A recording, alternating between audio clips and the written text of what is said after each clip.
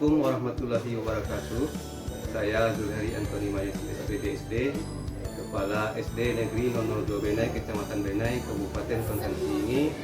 Dengan ini menyatakan sangat mendukung program PPG Guru Pai dalam jabatan yang dilaksanakan oleh Kementerian Agama Republik Indonesia pada LPTK Wensuska Pekanbaru Provinsi Riau yang diikuti oleh guru saya Ibu Yarti Ningsih SPDI.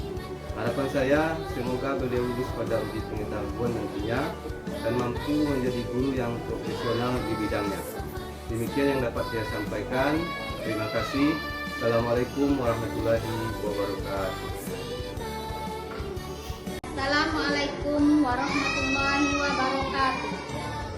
Saya Yarti Ningsih, guru SD Negeri 002 Benai, adalah mahasiswa PPG dalam jabatan Kementerian Agama Republik Indonesia dengan LPTK Wensuska Pekanbaru Riau dengan NIM 4241525734 akan melaksanakan perekaman video pembelajaran untuk uji kinerja PPG Pendidikan Agama Islam.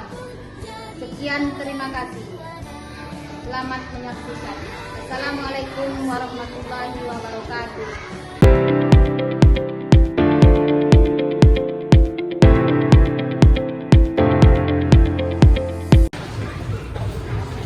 Assalamualaikum warahmatullahi wabarakatuh.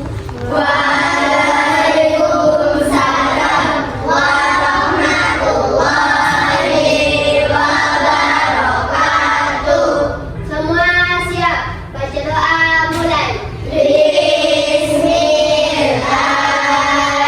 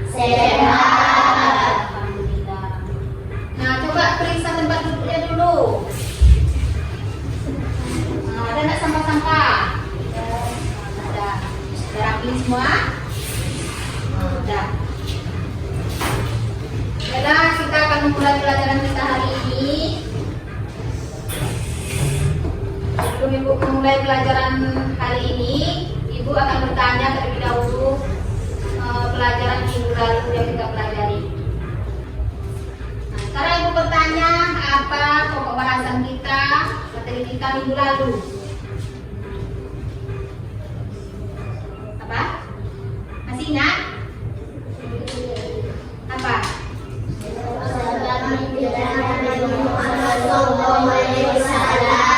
Ya, pintar. Baiklah, kita akan memulai pembelajaran kita hari ini. Materi kita tentang kisah hijrah Nabi Muhammad SAW ke Madinah. Kisah hijrah Nabi Muhammad SAW ini ke Madinah bab 5. Nah, yang pertama yaitu tentang sebab-sebab hijrah Nabi Muhammad SAW. Nah, apa sebab-sebabnya? Itu yang kita pelajari minggu lalu. Siapa yang masih ingat apa itu sebab-sebab hijrah Nabi Muhammad itu ke Madinah? Apa sebabnya Nabi Muhammad itu hijrah ke Madinah? Siapa yang bisa? Kamu coba. Yang pertama apa? Pertama, dakwah Rasulullah SAW di kota Mekah kurang berkembang karena penolakan para kafir Quraisy. Iya, pintar. Yang kedua apa lagi penyebabnya? Kamu coba. Perintah Allah Subhanahu wa Ta'ala untuk berhijrah sudah turun kepada Nabi Muhammad SAW. Iya, pintar. Nah, tadi itu semuanya masih ingat pelajaran minggu lalu. Nah, sekarang kita masuk ke pelajaran hari ini yaitu tentang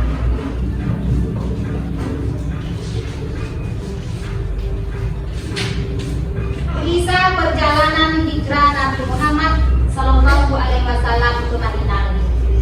Nah, tentang kisah perjalanan Nabi Muhammad SAW ke Madinah. Sekarang sebelum kita masuk ke materinya, Ibu akan kasih tahu dulu tentang tujuan pembelajaran kita hari ini, yaitu yang pertama menjelaskan sebab Nabi Muhammad SAW hijrah ke Madinah. Yang kedua menceritakan kisah hijrah Nabi Muhammad SAW hijrah ke Madinah. Yang ketiga menyimpulkan pelajaran di balik peristiwa hijrah Nabi Muhammad SAW ke Madinah. Itu ada tujuan pembelajaran kita pada hari ini. Tujuan pembelajaran yang akan kita pelajari hari ini ada 3. Sudah tahu apa tujuan kita mempelajari pelajaran hari ini?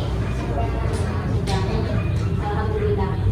Sekarang kita akan memutar video tentang kisah perjalanan hijrah Nabi Muhammad SAW ke Madinah. Selamat menyaksikan.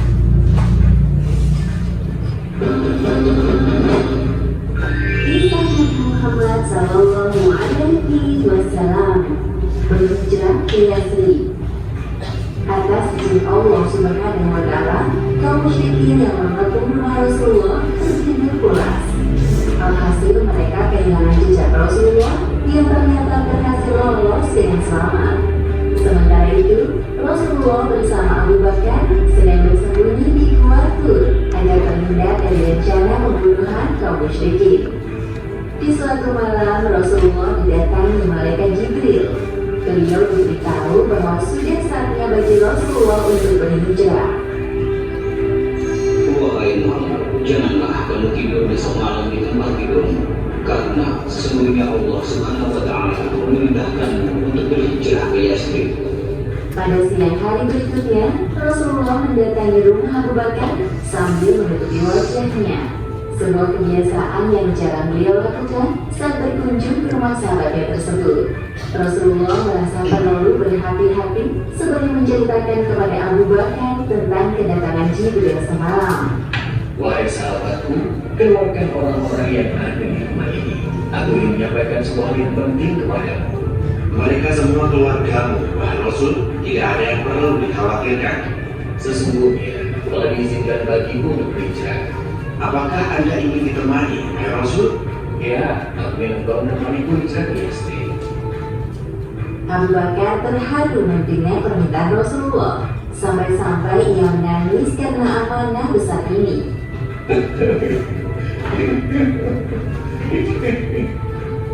Sejak jauh-jauh hari, Abu Bakar telah menyiapkan 2 ekor unta yang akan mereka gunakan untuk berhijrah ke Yasrib. 1 unta untuk dirinya dan 1 unta lagi untuk ditunggangi Rasulullah. Wahai Rasul, ambillah salah satu dari 2 unta ini yang Anda sukai.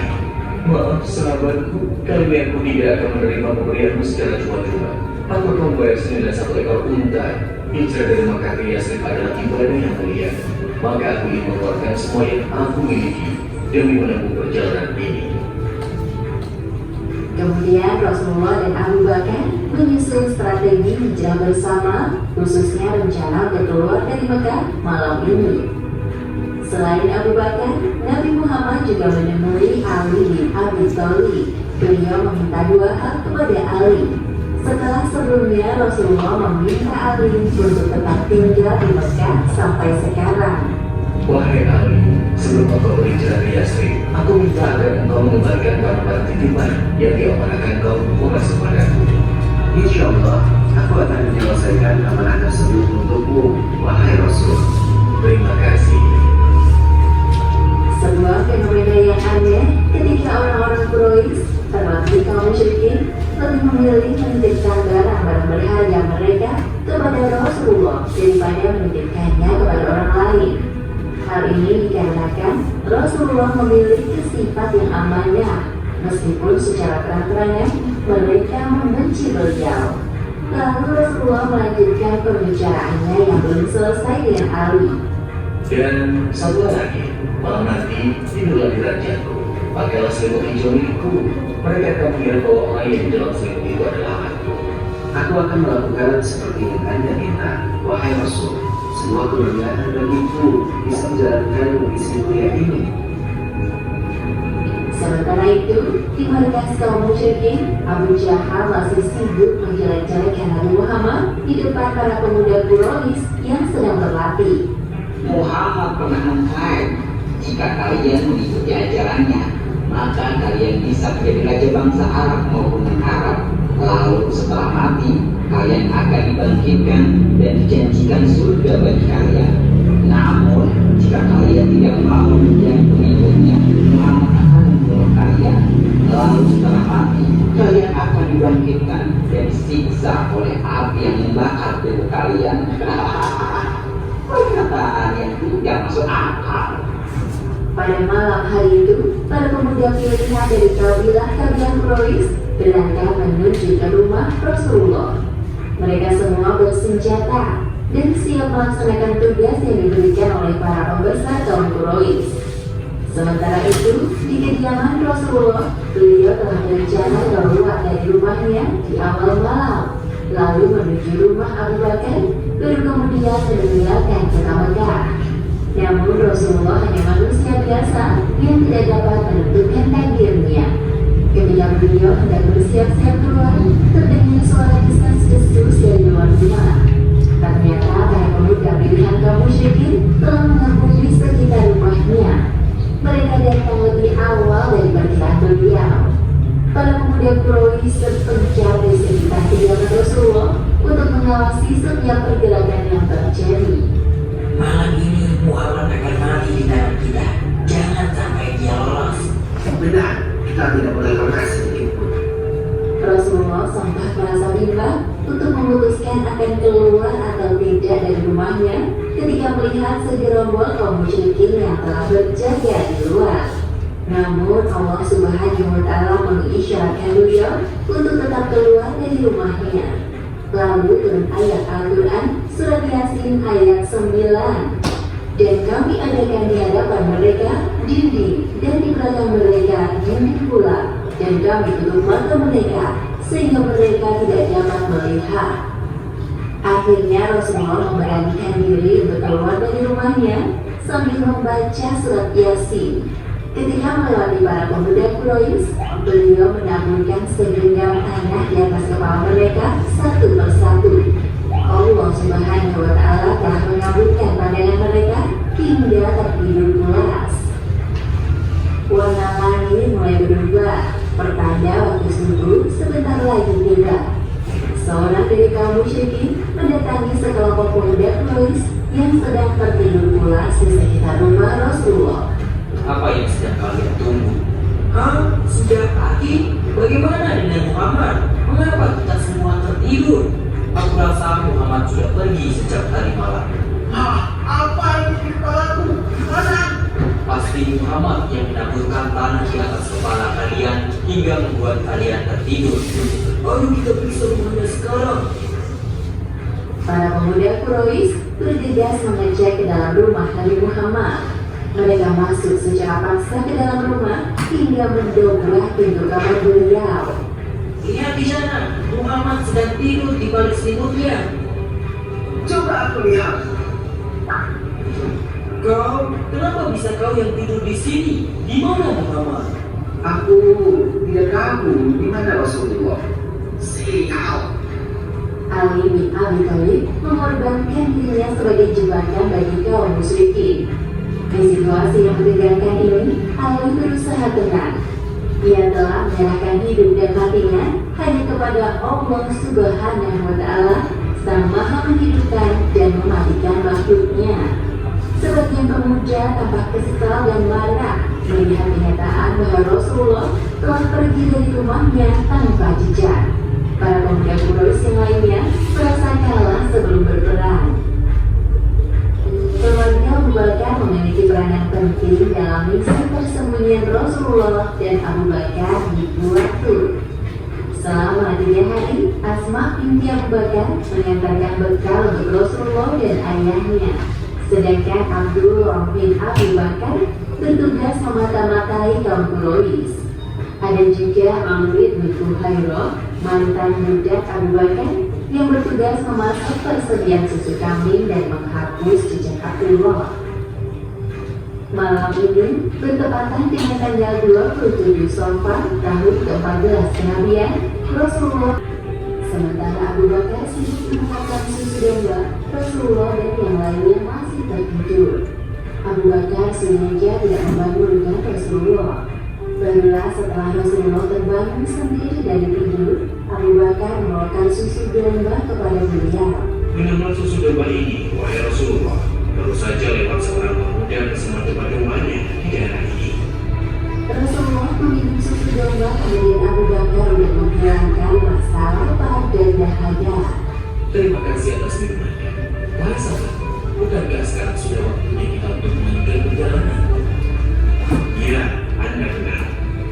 Kemudian Rasulullah dan rombongan berangkat kembali. Keesokan harinya, di tengah perjalanan, Rasulullah melewati sebuah pemukiman jalan penduduk. Wajah Abu Bakar tampak tidak asing bagi warga pemukiman karena mereka sering bertemu dengannya sewaktu Abu Bakar berdagang keluar kota Mekah. Berbeda dengan sosok Rasulullah yang Aku tidak pernah melihat penduduk Madinah begitu gembira sehingga mereka menyambut Rasulullah SAW. semua penduduk Madinah menginginkan agar Rasulullah berkenan di dalam rumahnya. Ketika melewati satu persatu rumah penduduk, beberapa di antara mereka menarik jendela unta Rasulullah dan beliau menoleh dengan sopan. Biarkan saja unta ini berjalan. Sesungguhnya dia telah diperintahkan oleh Allah. Unta yang ditunggangi oleh Rasulullah terus berjalan sampai berhenti di sebuah lokasi tempat berdirinya Masjid Nabawi sekarang. Unta Rasulullah duduk sebentar lalu berjalan beberapa langkah. Unta ini menoleh ke kanan, ke kiri, lalu kembali berjalan ke tempat pertamanya berhenti. Titik inilah Rasulullah turun dari untanya. Seorang sahabat bernama Abu Ayyub Al-Ansari segera mengambil barang-barang milik Rasulullah dari unta beliau.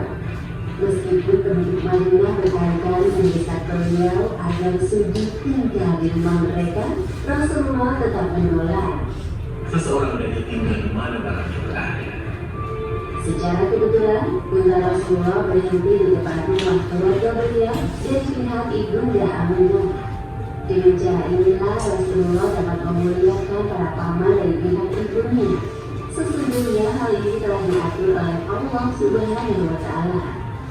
Setelah beberapa hari tinggal di Madinah, istri beliau yaitu Saudah bersama dengan Fatimah dan Ummu Kulsum menyusul. Mereka bermadinah bersama dengan Usama bin Zaid dan bin Ammar. Selain mereka datang juga keluarga dari pihak Abu Bakar, yaitu Abdullah dan Aisyah. Sedangkan Nabi Rasulullah yang bernama Zainab masih tinggal di Mekah bersama dengan suaminya yang bernama Abu Al-As.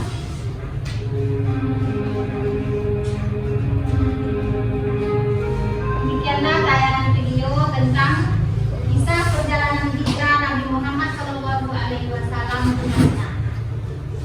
Nah, kisah perjalanannya sudah kalian simak dari awal tadi kan? Bagaimana kesannya? Nah, ibu tanya sekarang hijrah itu apa tuh? Yang dimaksud dengan hijrah tuh?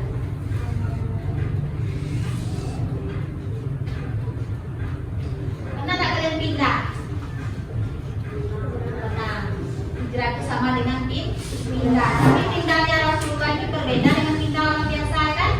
Perpindahan Rasulullah SAW bersama sahabat-sahabatnya dari Mekah ke Madinah. Nah, tadi kan ada sebabnya Nabi Muhammad itu pindah kan?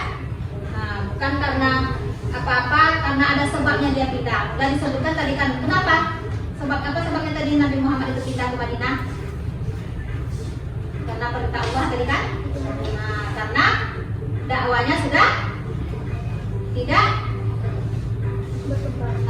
berkembang lagi dakwanya di Mekah, makanya dia pindah ke Madinah. Karena orang Madinah sangat membutuhkan Nabi Muhammad SAW. Karena di Mekah pada waktu itu orang kafir-kafir Quraisy banyak menantang Nabi Muhammad. Bagaimana ceritanya tadi? Banyak tak rintangannya Nabi Muhammad dalam perjalanan hijrah ke Mekah, ke Madinah? Banyak sekali. Nabi Muhammad tadi sempat ya 3 hari di suatu gua apa namanya tadi? Gua Sur. Coba di dalam gua apa tadi Nabi Muhammad? Tempat tersinggah Nabi Muhammad tadi di gua apa? Sur. Nah, barulah Nabi Muhammad melanjutkan perjalanannya ke Madinah. Yang menggantikan Nabi Muhammad tadi tidur di tempat tidurnya siapa? Iya, Ali bin Abi Thalib. Karena Nabi Muhammad bertujuan untuk mengelabui para kafir-kafir Quraisy.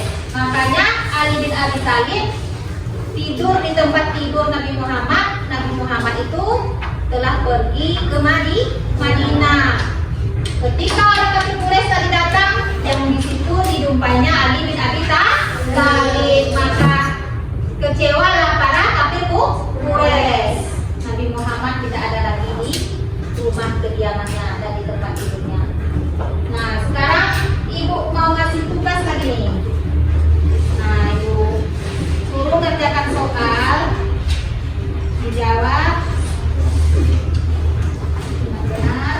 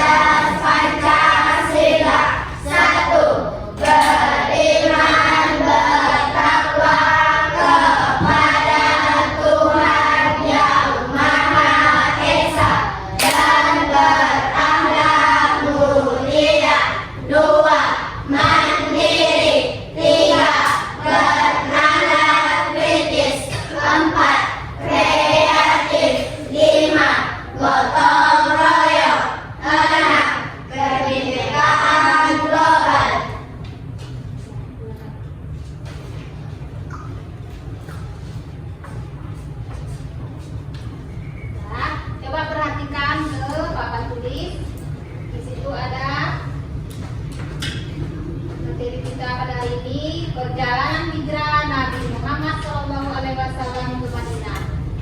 Yang pertama apa tuh? Mulai dari Kafir Quraisy menyusun rencana. Yang kedua, yang ketiga, Nabi Muhammad Sallallahu Alaihi Wasallam dan Abu Bakar bin Mas'ud. ya, terus Perjalanan menuju Madinah. setelah itu sampai di Madinah. dan berdakwah Nabi Muhammad mengembangkan ajaran Islam di Madinah. Nah, sekarang kita harus meneladani tentang perjalanan Nabi Muhammad hijrah ke Madinah tersebut.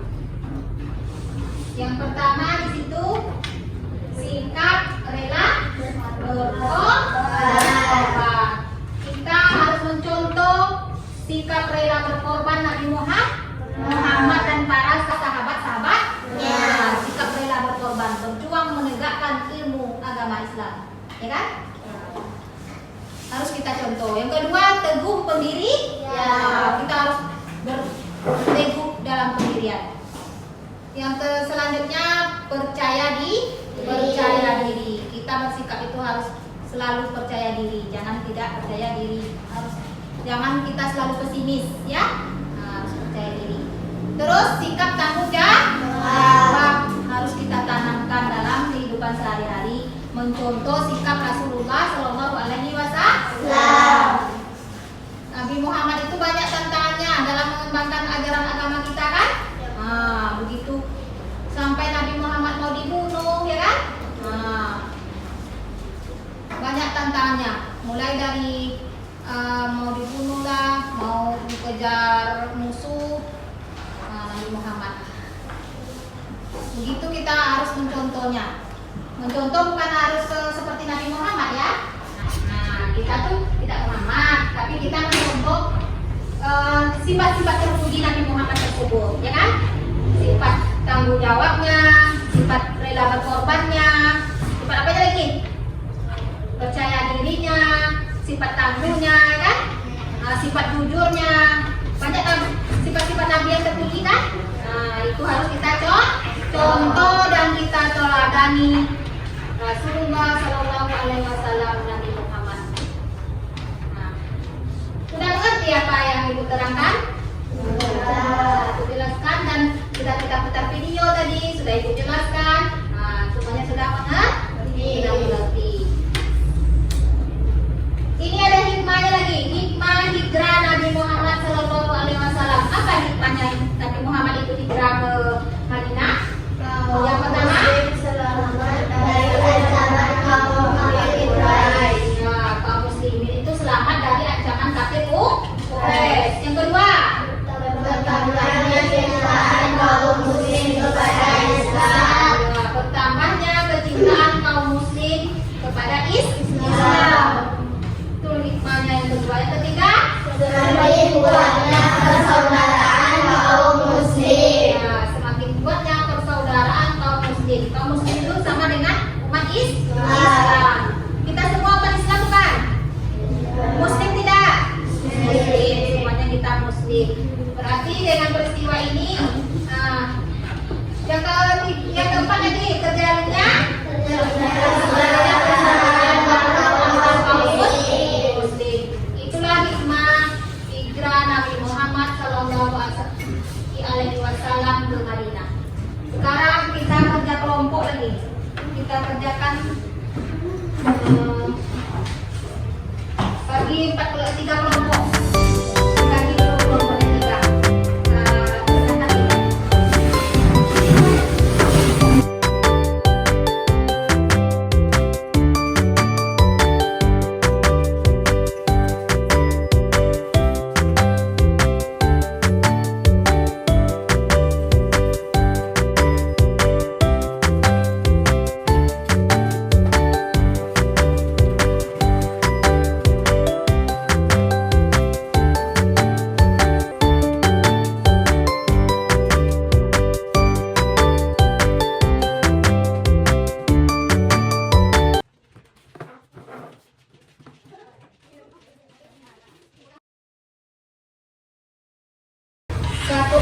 kelompok nanti membacakan hasil kesimpulan tugasnya ya.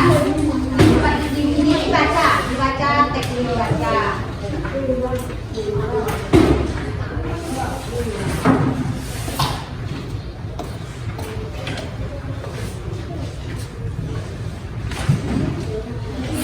Ini bukan tertulisnya, coba kamu simpulkan materinya. Satu orang mampu berdebat. Diskusi ya, namanya kerja kelompok kerjasama, sama-sama mengerjakannya.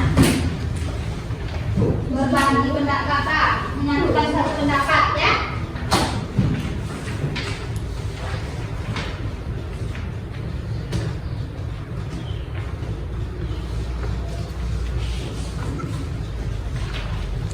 Kelompok 1 pengertian hijrah. Itu yang dibahasnya. Kelompok 2 peristiwa menjadi penyebab pendorong hijrah Rasul ke Madinah. Kelompok 2. Kelompok 3 tentang strategi dakwah Nabi Muhammad di Madinah. Kelompok 3 ya. Iya, tulis nanti ini dibacain ya dulu. Nah, dibaca. Ini dibaca, ini simpulkan. Semuanya dibaca. Jadi nanti kesimpulannya nanti siapa? Ya. Nah, sama-sama diskusi. Ya, sudah sama. Jadi sudah biasa ada kelompok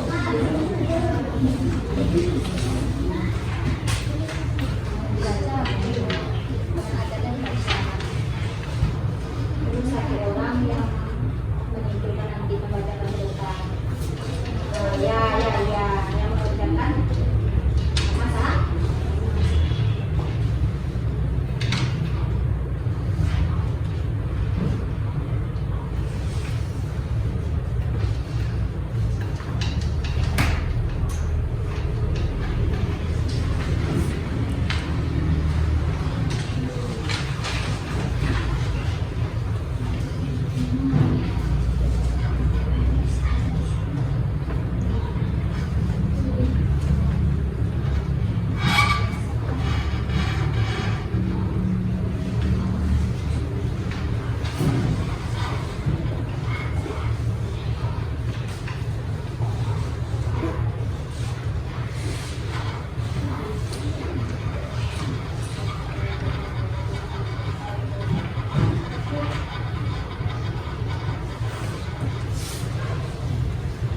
Saling bekerja sama ya.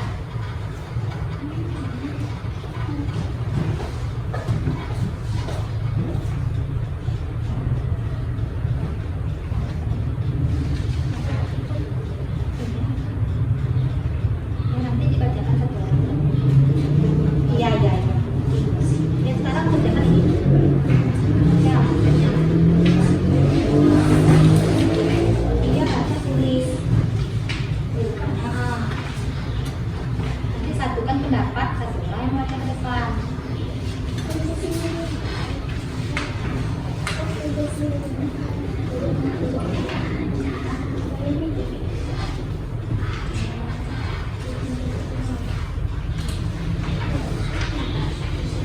Sudah siap? Nah, kalau sudah siap, ibu suruh kelompok 1 dulu diimpulkan ke depan. Kelompok 1 dulu. Presentasikan dari kelompok 1 dulu. Tugasnya. Kelompok 1 mana?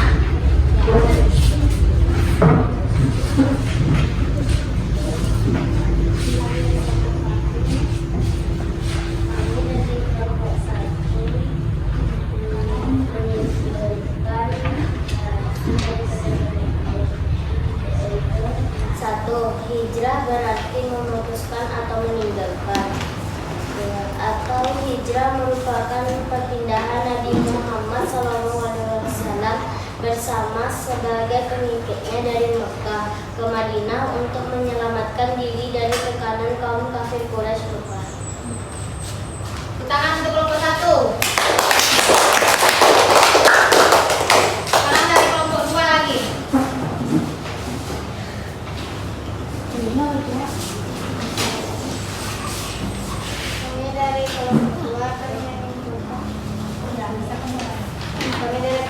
menunjukkan hasil diskusi kami. Adapun beberapa peristiwa yang menjadi sebab mendorong hijrah Rasulullah SAW ke Madinah. 1. Dakwah Rasulullah.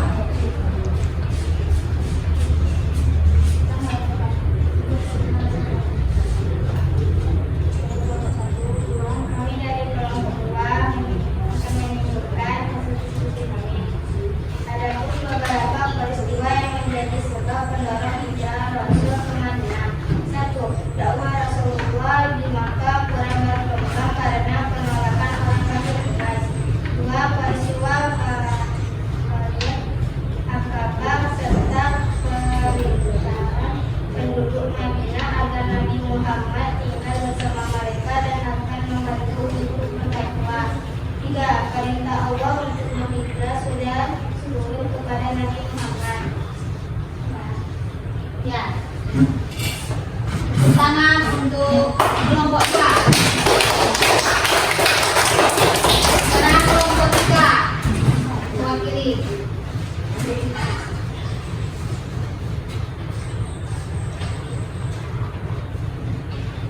Kami dari kelompok 3. Adapun strategi dakwah Nabi di Madinah. 1. Membangun masjid. 2. Persaudaraan kaum muslimin dan kesatuan. 3. Melakukan perjanjian kaum muslimin Madinah ekspansi ke Madinah. Tangan untuk kelompok 3.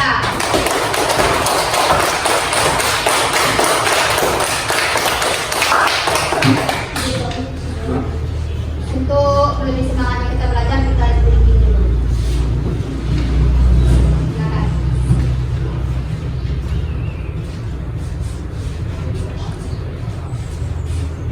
1, 2, 3. Kawan di sana, kawan di mana-mana aku berkawan. Tak ada lawan yang ada kawan. Mari kita semua jadi pahlawan. Tidak saling mengejek, tidak saling memukul. Sayang hargai kawan, peluk kawan. Tidak saling mengejek, tidak saling memukul. Sayang hargai kawan, peluk kawan. Temu anti bullying, jangan suka menyakiti, jangan suka memukuli, jangan suka caci maki, bullying, no, sayang, yes. Baiklah anak-anak ibu semua, sebelum ibu mengakhiri pembelajaran kita hari ini, dapat ibu menyimpulkan bahwa suksesnya hijrah Nabi Muhammad SAW ditandai dengan yang pertama, keberhasilannya mencerdaskan masyarakat umat muslim yang bodoh menjadi umat yang cerdas. Yang kedua, menyejahterakan sosial ekonomi umat dan masyarakat dengan asas keadilan dan pemerataan. Yang ketiga, serta penegakan nilai etik moral dan norma hukum yang tegas. Yang keempat, Nabi Muhammad SAW berhasil membangun kesolehan ritual yang paralel dengan kesejahteraan material, ketaatan individual yang seiring dengan kepatuhan sosial. Itulah kesimpulan pembelajaran kita hari ini. Sebelum kita akhiri pembelajaran kita, ibu akan menutup pembelajaran. Sebelum kita tutup, kita tepuk ulang dulu. Sebelum tepuk